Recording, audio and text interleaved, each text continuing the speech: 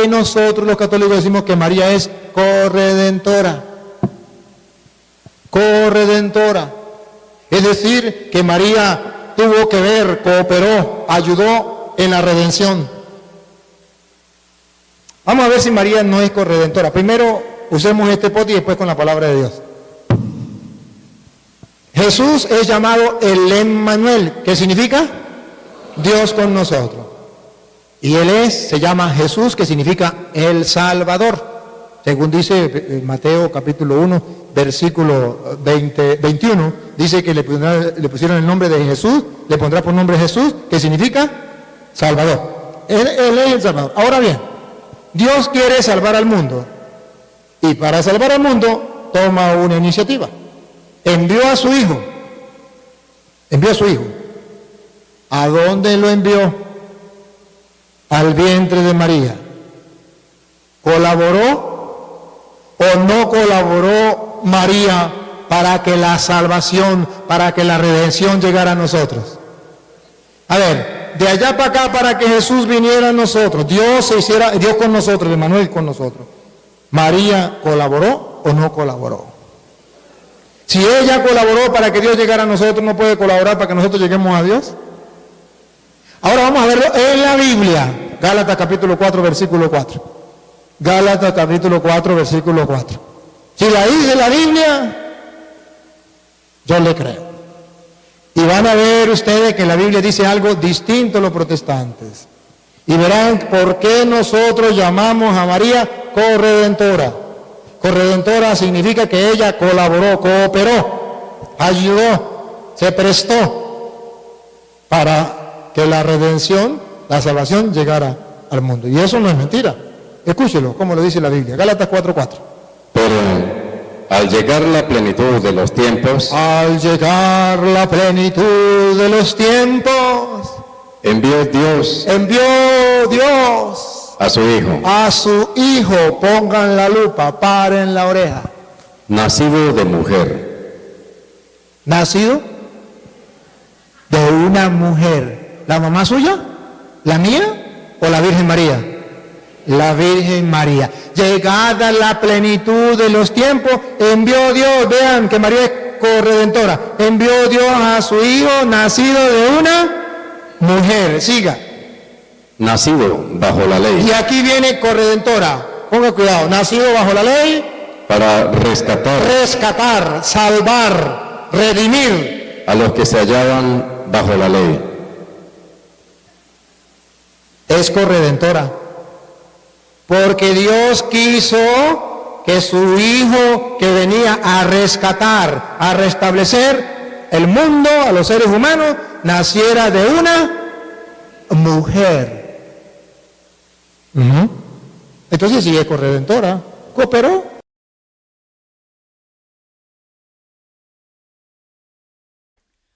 A un cierto punto en los evangelios ella parece casi desaparecer, pero vuelve en los momentos cruciales, como en Caná, cuando el Hijo, gracias a su intervención atenta, realizó la primera señal, y después en el Gólgota, a los pies de la cruz. Jesús extendió la maternidad de María a toda la Iglesia cuando se la encomendó al discípulo amado poco antes de morir en la cruz. Desde aquel momento,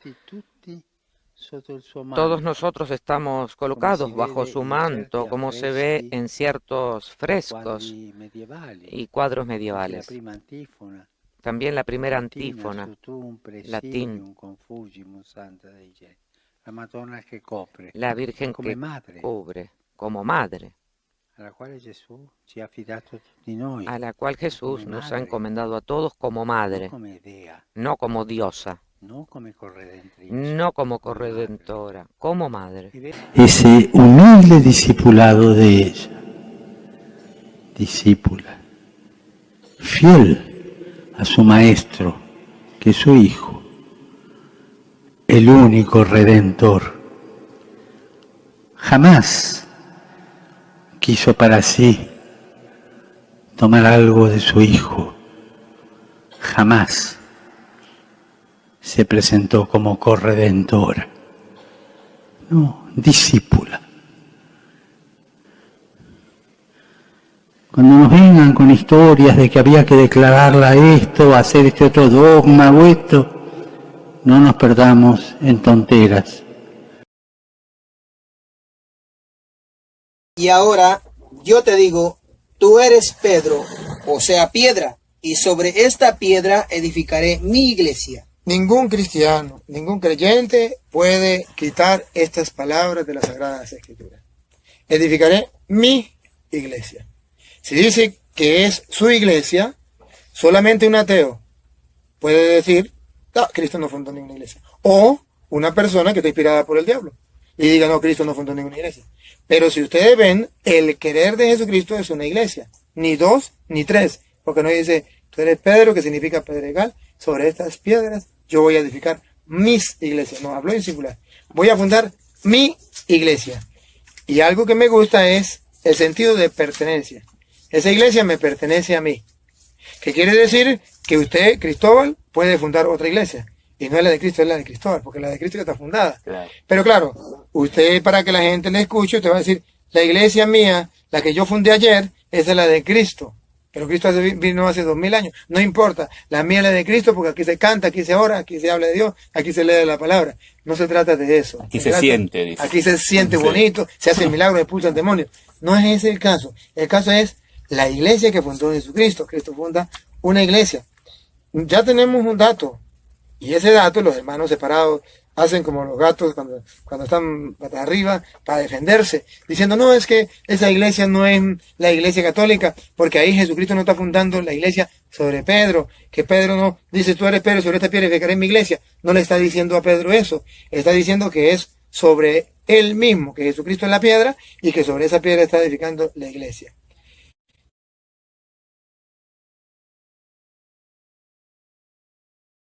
Lo que está diciendo Jesús es esto: sobre esta roca, sobre la declaración que salió de tus labios, que es como una piedra firme, que yo soy el Mesías, el Hijo de Dios, edificaré mi iglesia. Y ese es el fundamento de la iglesia, creer que Jesús es el Hijo de Dios, el Mesías prometido, el Salvador de la humanidad.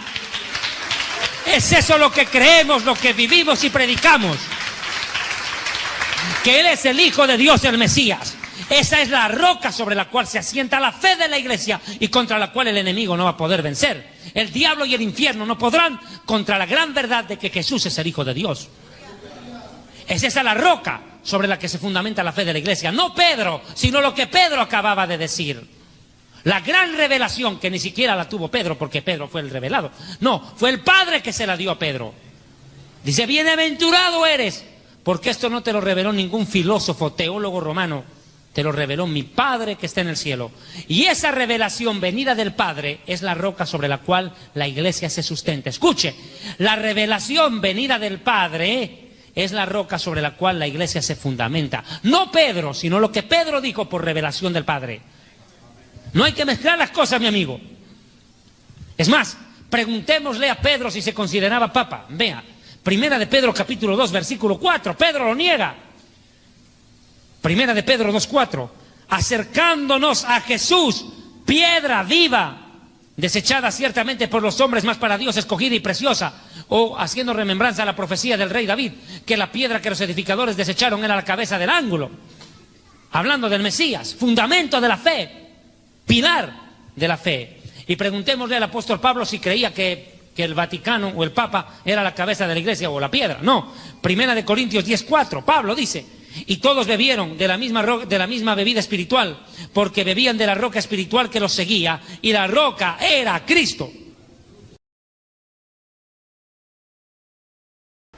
Sí, escuchen algo, hermano. Dios es capaz de perdonar todos los pecados. Si hubiese algún pecado que Dios no pudiese perdonar, entonces Dios no sería Dios. No sería Dios. Ahora, si Él es Dios, Él puede perdonar todos los pecados. Pero según la Biblia, hay un pecado que no puede ser perdonado. Y usted dice, pero ¿cómo no puede ser perdonado? Si Dios lo puede todo, si Dios es misericordioso, ¿por qué no puede ser perdonado? Y es el pecado contra el Espíritu Santo. Se lo voy a explicar de la mejor manera para que lo entiendan. Dios sí puede perdonar todos los pecados, pero ese pecado contra el Espíritu Santo no será perdonado por una condición que Jesucristo el Señor dijo en Juan 20, 22 y 23. En el 22, ustedes verán que Jesucristo le dio a sus apóstoles el Espíritu Santo. Pero van a notar que se lo dio para un motivo especial, para un trabajo especial. Perdonar los pecados. Ponga cuidado. Y habiendo dicho esto, Jesús sopló y les dijo: A ver, ¿qué les dijo aquí? Atención. reciban el Espíritu Santo. Entonces, observen ustedes que Jesucristo a sus apóstoles les dio el Espíritu Santo. Sopló, dice la Biblia, sopló. Y les dijo: reciban el Espíritu Santo. Pero ahora van a observar para qué le dio el Espíritu Santo. Dale. A quienes remitiereis los pecados, les son remitidos. Le estamos leyendo de la Reina Valera, aunque le quitaron sabiduría, para que los protestantes se den cuenta que también está en la Biblia de ellos. Otra vez, Luis. A quienes remitiereis los pecados, les son remitidos. ¿Qué es remitir? Perdonar. A quienes le perdonen los pecados, le quedan perdonados. Pero antes de decirle a quienes le perdonen los pecados, le quedan perdonados, les dijo: reciban el Espíritu Santo. Entonces, vamos a sacar conclusiones. ¿Para qué le dio el Espíritu Santo en el Evangelio de San Juan? Para perdonar los pecados. Y luego miren ustedes, con la ayuda de Lupita, van a ver por qué el pecado contra el Espíritu Santo, ¿cuál es el pecado contra el Espíritu Santo? No puede ser perdonado. Escuchen lo que viene. Y a quienes se los retuviereis, A quienes no se lo perdonen, a quienes se los retuviere, les son retenidos. no les son perdonados, les son retenidos. Jesús dijo: ustedes van a ir a perdonar los pecados. Para eso, reciban el Espíritu Santo. Ojo, a quienes le perdonen los pecados, le quedarán perdonados. Pero a quienes no se lo perdonen, le quedarán sin perdonar. Hay un pecado que quedará sin perdonar. A quienes le perdonen los pecados, le quedan perdonados. Y a quienes no se lo perdonen, le quedarán sin. ¿Cuál es el pecado contra el Espíritu Santo que no será perdonado? Este que Jesús dijo: reciban el Espíritu Santo. A quienes le perdonen los pecados, le quedan perdonados. Esos son perdonados. Ahora, los que no pueden ser perdonados: a quienes no se lo perdone, le quedarán sin perdonar. ¿Cuál es el pecado contra el Espíritu Santo que no será perdonado? Cuando ustedes y yo no reconocemos que Jesucristo le dio a los apóstoles el Espíritu Santo para perdonar los pecados.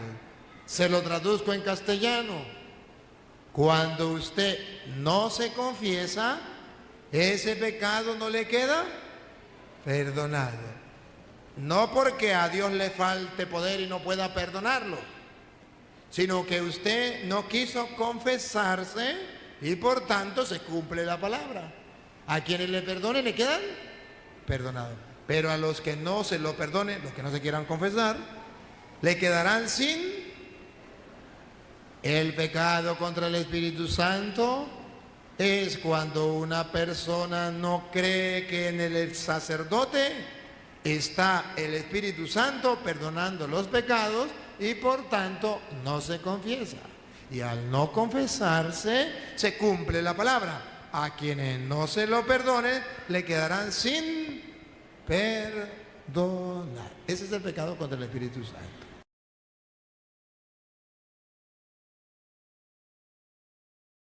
El pecado imperdonable es atribuirle a Satanás o a los demonios una obra, milagro o señal hecha por el Espíritu Santo, aunque dicho sea de paso, no es algo que se comete una vez en ignorancia ya y simplemente la persona está condenada. No, sino que aparentemente tiene que ver con algo premeditado y con conocimiento de las Escrituras y algo continuo. Permítanme ir con ustedes al texto y ver por qué digo esto. Y le pido por favor que se quede hasta el final del video y que primero escuche los argumentos para luego entonces comentar. Bien, en primer lugar es importante que veamos el contexto para poder entender por qué Jesús dijo aquello de la blasfemia. En esta historia que vimos al principio, obviamente Jesús había echado fuera el demonio del hombre por el poder del Espíritu Santo, como Cristo mismo testificó en el versículo 28. Es a través de esa unción del Espíritu que Cristo obró todos sus milagros, su poder y ministerio, al igual que su iglesia hoy en día lo hace. Pero los fariseos allí presentes se atrevieron a decir que el milagro había sido hecho bajo el poder de Satanás porque, según ellos, Jesús estaba endemoniado. Ojo con esto, ante esa declaración de ellos, Jesús toma la palabra y comienza a hacer una defensa acerca de la procedencia del poder con el cual él echó fuera el demonio. Fíjese en el pasaje que todo el contexto trata de una batalla verbal por identificar bajo qué poder Jesús había obrado, si bajo el poder del Espíritu o bajo el poder de los demonios. Por esto Jesús les dice: y si yo echo fuera los demonios por Belcebú, ¿por quién los echan vuestros hijos? Por tanto ellos serán vuestros jueces. Pero si yo, oiga esto, si yo por el Espíritu de Dios echo fuera los demonios, ciertamente ha llegado a vosotros el reino de Dios.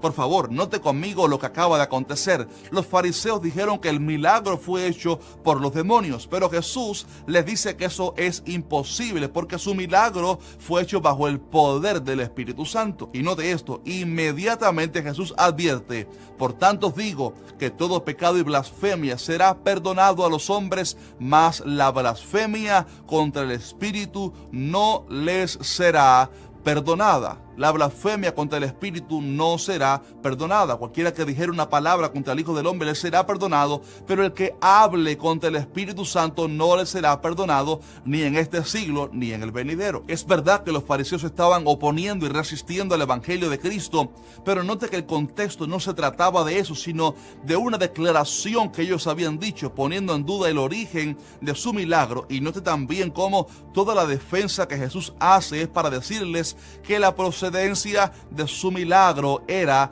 de Dios. O sea, era una cuestión de identificar a través de qué poder Jesús había echado fuera el demonio. Otra razón por la cual decimos que la blasfemia contra el Espíritu Santo es atribuirle su obra a Satanás es porque Jesús habló de la blasfemia como palabras que alguien dice. O sea, que la blasfemia contra el Espíritu es algo premeditado, pero también verbal, algo que la persona dice con su boca.